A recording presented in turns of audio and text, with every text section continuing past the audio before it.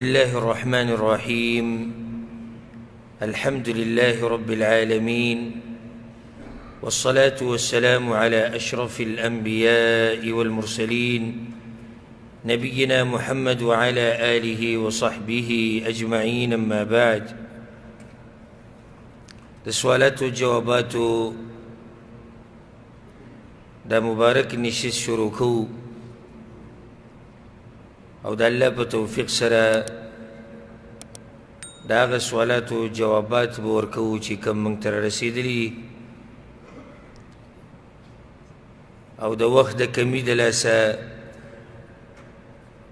زموږ نه ډېر سوالونه پاتې شي، خو هغه مجبوري موږ به کوشش کوو چې څومره په دې وخت کې جوابات ورکولی شو ورکو. اولنی سوال په دې نشست کې هغه دا دی، یو ورور سوال کړی دی چې ما ته یو کس دا میسیج رالیږلی و چې کوم سړی مونځ نه پرېږدي نو د هغه عفوا چې کوم سړی مونځ پرېږدي او نه یې کوي نو د هغه ګناه او د هغه سزا. نو وایي چې څوک یو د سهار مونځ پرېږدي نو د دنیا د کلونو په حساب باندې به ده ته 80,000 کاله سزا میلاویږي په جهنم کې، او څوک چې د ماسپښین مونځ پرېږدي لکه دی چې زر مسلمانان مړه کړي، او څوک چې د مازدیګر مونځ پرېږدي لکه دی چې کعبه ورانه کړي، او چې څوک د ماښام مونځ پرېږدي نو لکه دی چې مور پلار سره زینه وکړي، او څوک چې ماسخوتن مونځ پرېږدي نو الله په ده کې برکت نه اچي، او د ده په خوراک او څښاک کې برکت نه وي. نو دا خبره صحیح ده او که نه؟ الجواب، په دې کې خو څه شک نشتی او نه په دې کې څوک اختلاف کوي. دا یقیني خبره ده چې مونځ پرېښوده دا په غټو ګناهونو کې غټه ګناه ده، بلکې دا کم ګناهونه چې دې کې ذکر شوي دي د میسج کې دا دې نه هم غټه ګناه ده.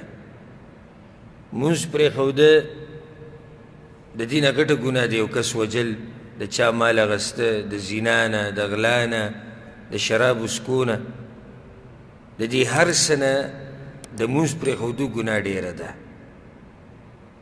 بلکې حدیث کې دا راځي چې څوک ګناه پرېږدي قصدن عمدن، عفوا چې څوک حدیث کې راځي چې څوک مونځ پرېږدي قصدن عمدن او دا د هغه طریقې او دا عادت وي نو دا سړی د اسلام نه وځي، کفر ته وړي.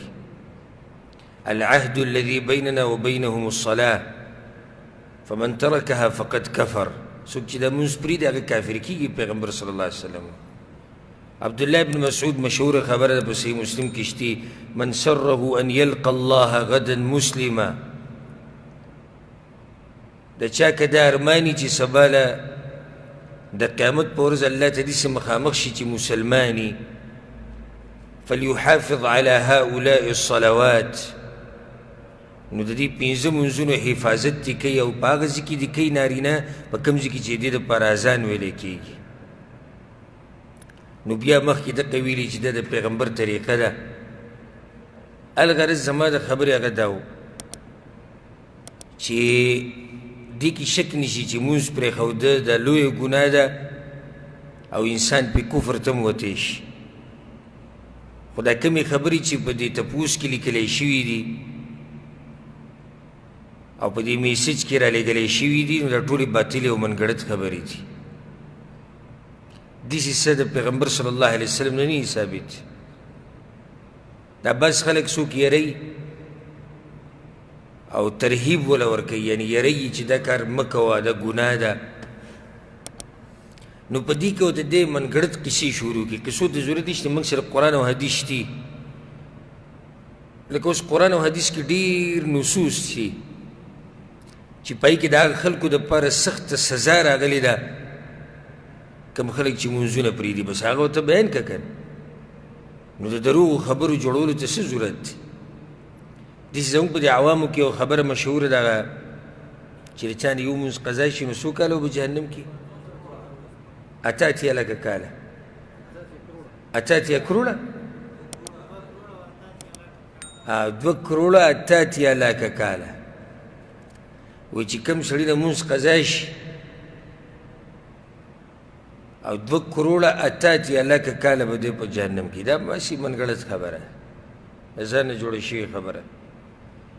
موږ دا نه وایو چې یو سړی جرأتمند کوو چې ته مونځ پرېږده او ته دا ګناه وکړه، نه موږ دا وایو چې صحیح ده دا مونځ پرېښودل لویه ګناه ده، کله انسان کفر ته هم وباسي، خو د دې د خلکو د یرولو دپاره ته اوس د ځان نه خبرې خو مه جوړوه که نه. خلک یری صحیح حدیث بیان که، په قرآن کې ډېر داسې ایتونه د مانځه باره کې راغلي دي هغه بیان که.